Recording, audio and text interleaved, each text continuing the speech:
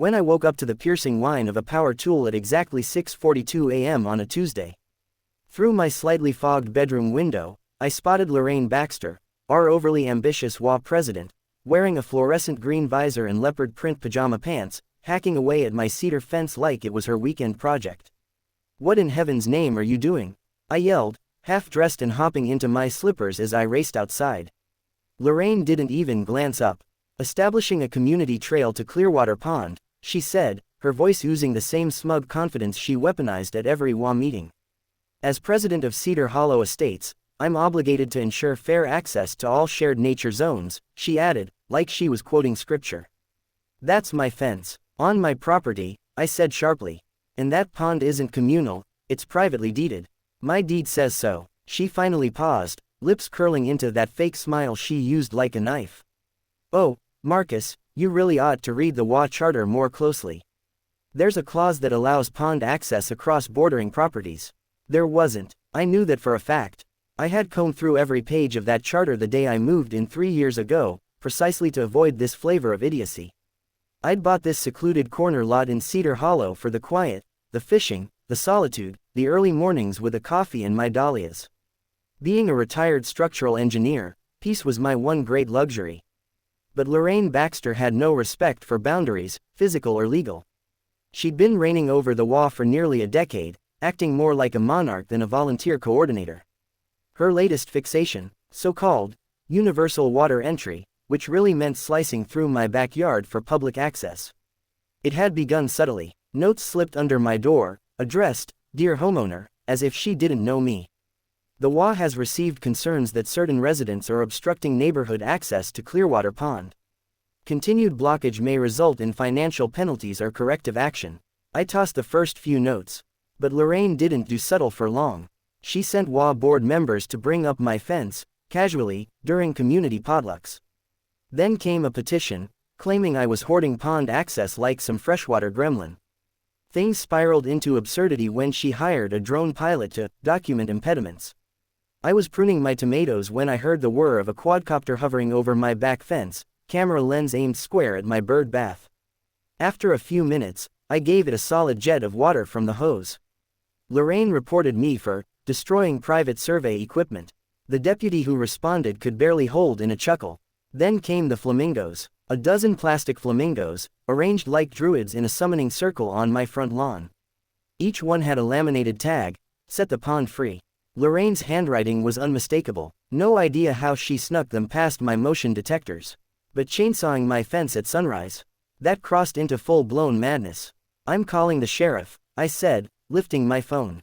She smirked. "Go ahead. Deputy Larson is my cousin. Plus, I've got documentation. There's a legacy footpath easement from 1975 that permits access." "A what now?" "Trail access. Generational," she said, with a grin so smug I could have used it as roofing sealant. Her documentation turned out to be scribbles on a diner receipt. When Deputy Rayner arrived 20 minutes later, Lorraine couldn't provide a single legal paper. "You can't just tear down someone's fence on a whim," Rayner said. "That's trespass and vandalism, ma'am." Lorraine's cheeks matched the shade of her lipstick. "This is a civil issue. We'll be filing for an injunction. Expect a letter from our legal team." Her legal team was her brother-in-law Rick, a semi-retired DUI attorney. His cease and desist notice was so badly written that my lawyer, Elise Monroe, laughed for a full minute after reading it. "There's no valid easement." "None," Elise said, straightening her blazer. "You've got clear lot lines and private water rights." She's grasping at legal air. But Lorraine wasn't the type to let facts slow her down. She called a surprise WA meeting and presented her evidence, including a freshly inked map on graph paper, resident testimonies from folks who'd moved in last spring, and a dramatic slideshow titled, "Pond Justice, Water for All." Most board members stared at the table while she ranted for 45 minutes about shoreline discrimination and backyard privilege. When she finally ran out of steam, board member Hannah Quinn cleared her throat. "Lorraine, maybe let's wait for actual documents before continuing." Lorraine narrowed her eyes. "You're either a champion for access, or a gatekeeper." That's when I noticed a flyer on the bulletin board behind her. Wedged between dog-sitting ads and piano lessons was a sheriff's auction notice. A triangular scrap of land, about 30 feet wide, was up for grabs due to unpaid taxes. The parcel ID struck a chord. I snapped a photo and sent it to Elise.